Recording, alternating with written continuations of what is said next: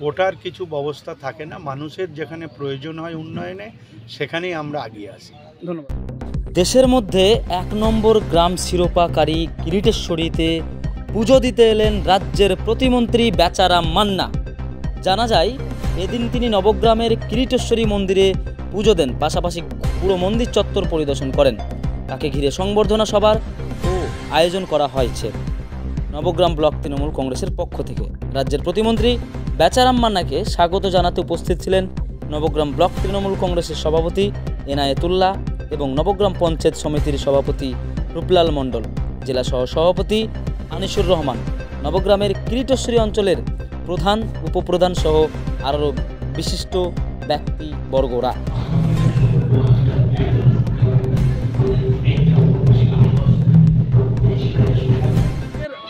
রাজ্য সরকার বর্তমানে গ্রামের উন্নয়ন নিয়ে কী ভাবছে? দেখুন, আমি বিগত ৪-৫ বছর আগে এসেছিলাম। তখনকার রাস্তা আর এখনকার রাস্তাঘাট সার্বিকভাবে অনেক পরিবর্তন হয়েছে। অর্থাৎ কিরিটেশ্বরীর কাছে ভক্তদের আসার ক্ষেত্রে যে যোগাযোগ ব্যবস্থা রাজ্য সরকার করেছেন এবং মন্দিরের বিভিন্ন উন্নয়ন প্রকল্পে বিভিন্ন কাজ হাতে নিয়েছেন। পূর্বাতন ৯০০ বছরের মন্দিরটি সেখানেও সংস্কারের উদ্যোগ নিয়েছে এবং এটা জেনে রাখতে হবে, রাজ্যের মাননীয় মুখ্যমন্ত্রী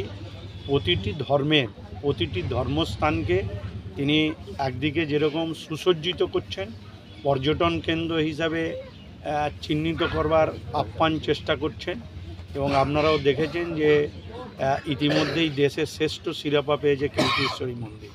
তাই স্বাভাবিক কারণে রাজ্য সরকার এ ব্যাপারে 2011-র আগে যদি ফিরে যান, প্রতিটি ক্ষেত্রে দেখবেন তখনকার এই পর্যটন কেন্দ্র বা তীর্থস্থানগুলো আর আজকের তীর্থস্থানগুলো আকাশ পাতাল তফাৎ হয়েছে। সে কিরিটেশ্বরী হোক, তারাপীঠই হোক, ফুরফুরা শরীফই হোক, আর আজমির আমাদের বীরভূমের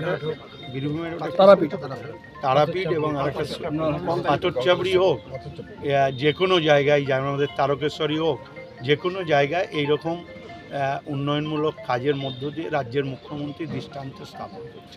রাজ্যে নবগ্রাম পঞ্চায়েত সমিতি বিগত দিন থেকে এখন পর্যন্ত আছে এবং বিভিন্ন কর্মসূচি নিয়েছে। আগামীতে আপনি যে পরিদর্শন করলেন তাতে আপনার নিজস্ব কোটা থেকে কিছু করবেন বলে ভাবছেন? দেখুন, এইরকম কোটার কিছু ব্যবস্থা।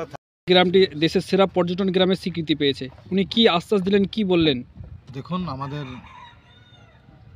মাননীয় মুখ্যমন্ত্রী মমতা বন্দ্যোপাধ্যায় মহাশয়ের অনুপ্রেরণায় আমরা কিরিটেশ্বরী মন্দিরে জেলা পরিষদ থেকে, রাজ্যের বিভিন্ন ফান্ড থেকে, পঞ্চায়েত সমিতি থেকে এবং এমপি ল্যাড, এমএলএ ল্যাড থেকে আমরা অনেক কিছু করতে পেরেছি এবং করছি। আগামী দিনে অনেক কিছু করার আশ্বাস দিয়েছেন আমাদের রাজ্য নেতৃত্ব। আমাদের মন্ত্রী এসেছিলেন, আমরা ওখানে দলগতভাবে ওনাকে সম্বর্ধনা দিলাম এবং উনি আমাদের দলীয় কার্যালয়ে এসেছিলেন। দলীয় কার্যালয়ে একটু বসলেন, আমাদের কর্মীদের সঙ্গে কথাবার্তা বললেন।